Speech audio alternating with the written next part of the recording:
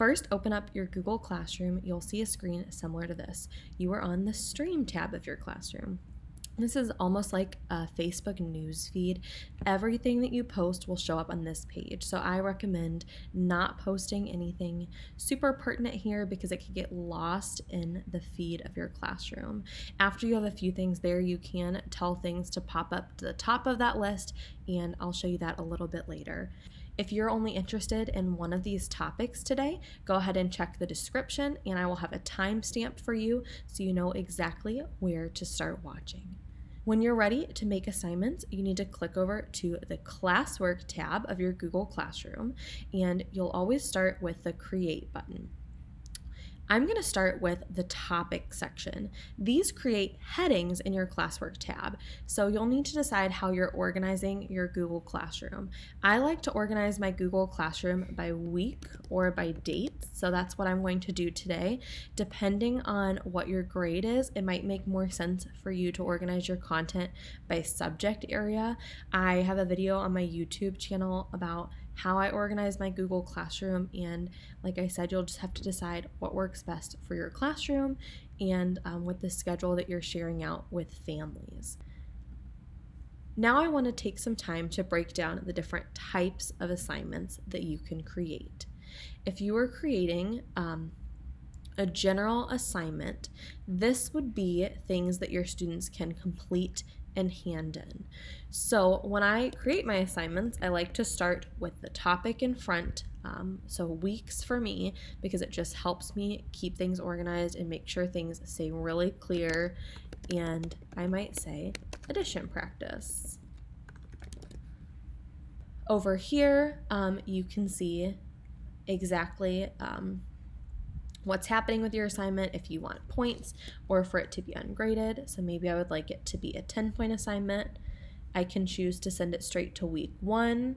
I can also create a topic in this section. So if you realized, oh, you know what, this is going to be for week 2 will show up in your Google Classroom, which is handy. You can add rubrics over here, which we can talk about a different day. You can also set due dates, which we will talk about in the scheduling section. So now that I've titled my assignment, I can give instructions. If this is going to be a more than one day item, I like to make my description here really clear and spaced out the best that I can. I wish that Google Classroom allowed me to bold words and create headings, but it doesn't. So in order to remedy that, I just make sure that I am spacing out my words and making things as clear as possible. So I'll tell them what they're going to be doing, and then I break the task into chunks for them. You can add links in this section, and all of the links are clickable. So if you wanted to have them watch a different video or do a different specific activity each day of the week, I would put it underneath the days. At the bottom, you can add attachments. So if you had an activity that you created on Google Slides, you could click Google Drive here and find that attachment. You could add links for videos or websites, YouTube video links, all the way down here. The downfall of that is that it gets a little bit crowded. So if you know that you're adding a YouTube video link, all of the videos are just going to show up in a row at the bottom, and it can be difficult for students to match up what video goes with what day, which is why I just make clickable links right up top. If you click the Create button, it will allow you to make a document for students to work on right on the spot. So for example, if I click Slides, it has created a blank Google Slides presentation for me. So I could create a few math problems for my students and then title it Week 2 Edition and go back. It is going to update here, and if every student is completing this for their 10-point assignment, I want to make sure it says make a copy for each student.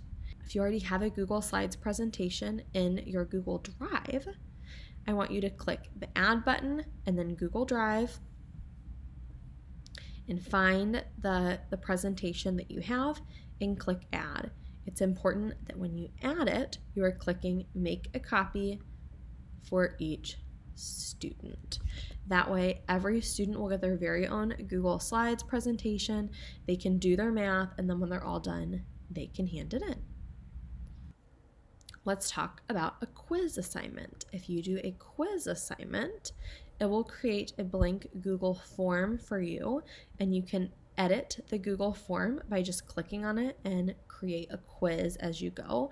So it will allow you to create an answer key as you're creating the quiz. So if we're going with the addition theme here, I could make the question be 4 plus 4, and then I could create my answers.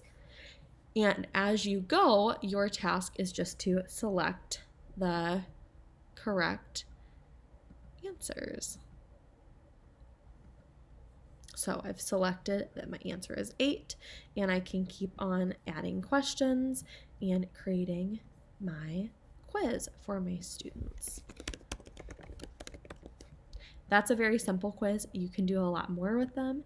And then again, you can create your title and your point value. The next type of assignment is a question, which is essentially a poll for your students. When you create a question, you can choose how you would like students to answer. If you want it to be a short answer or a multiple choice, this is a great way to do a morning check-in with students if you just want to gauge how they're feeling about something or ask them a fun topic. And then they will be able to comment on this. You could provide additional instructions if you want.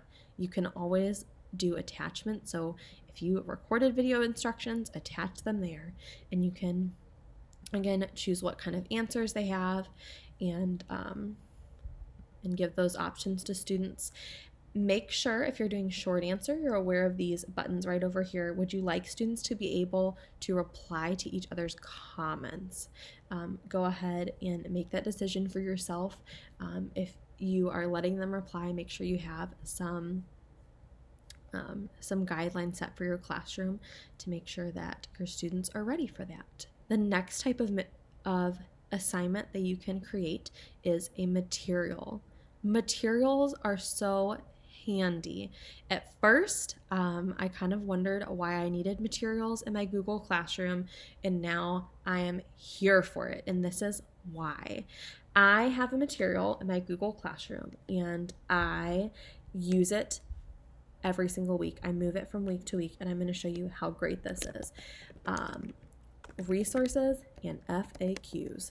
So I've copied and pasted this from another Google Classroom of mine, and I think this is the most helpful thing. It just says, hi parents and students, this may be a helpful space, and I have linked all of the videos that my families and students may need from week to week, and I have them sorted out again just so that they know how to access frequent things in our classroom. And because it's a material, I can add documents and things, so you can even add PDFs of student login cards or specific information if you have things about using Zoom in your classroom, and you can assign it to a topic for all of your students to see.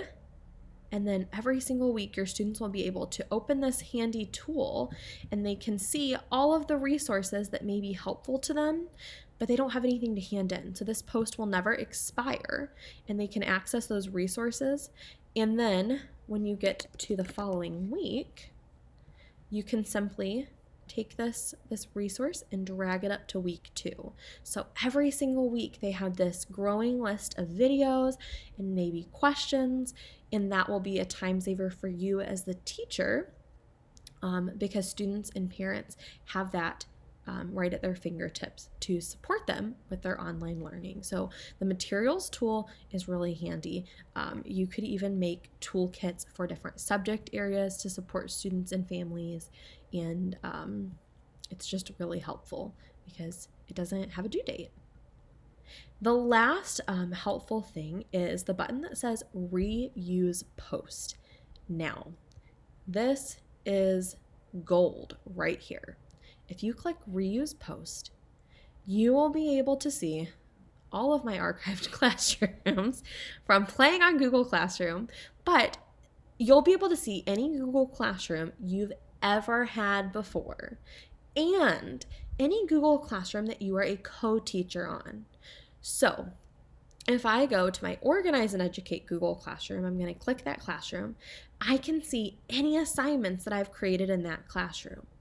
So I could decide, oh yes, my class is also doing the same reading assignment. So I can select that reading assignment and then check this box, create copies of attachments, and then reuse it. And now the same exact reading assignment is now in my Google Classroom. So I don't have to retype any of this information. I don't have to find this attachment. All of it is ready to go. Friends, this is the ultimate way to work smarter and not harder. So I am ready to assign this to my students. I can, of course, tweak any of the information that I need to, but this assignment is ready. You can do this reusing of assignments from any of your current and past Google Classrooms. You can do it from any of your friends' Google Classrooms, as long as you are a co-teacher in their Google Classroom. So it is a huge time saver. If you are already going to be doing the same thing as somebody else, break up the tasks and then share assignments. Let's move on to the second set of tips. Let's talk about scheduling posts and drafts. I'm going to reopen my addition assignment that I started working on, and I want to show you how to schedule things. So you can, of course, choose a due date. So when would you like your students to turn in their assignment? You can choose a date, and you can choose a specific time if you like. Up at the top, now where it says the word assign, there's a drop-down arrow. If you just click the button assign, it will be live to students immediately. If you click the drop-down arrow, you can see the word assign again. That will make it immediately available. You can click save as draft, and that will just gray it out and put it at the top of your screen where it was before. If you click schedule, you can choose an exact time for the assignment to post and be live to your students. So I could choose later today, and then it will go up at that time for my students. So it's really helpful. I know different districts have different expectations for when things need to be posted for the week, and then you can drag it to whatever topic you would like it to be in, and it will tell you when the post is scheduled for. Another handy feature is when you are looking at these, so you can see when it is scheduled for a draft, you can choose who assignments are scheduled for. So when you're on this right hand bar, once again, you can click the students tab. I don't have any students in my class right now, but you would typically be able to see your entire list of students, and you can uncheck all students. You will be able to, I promise, and you can check the names of specific students. So this would be an easy way for you to differentiate or define groups of students for certain tasks. The next thing that I want to show you is student comments. So when you're looking at classwork, I'm going to go to the reading assignment because it's our only live assignment right now. Sometimes you'll get a notification that states a student left a private comment on an assignment. So for example, if you got an email saying a student left a comment on week 1 reading, this is how you would access that comment. You can click through the notification, but I want you to understand where all those comments are going, because at first it really stressed me out because I was getting private comments from students and I didn't know where everything was going. And I get it now. So I'm on my week 1 reading, and you can see what the instructions are for students. If you click over to student work, you will see a list of your students here and who has been assigned this task. So both of the students are me.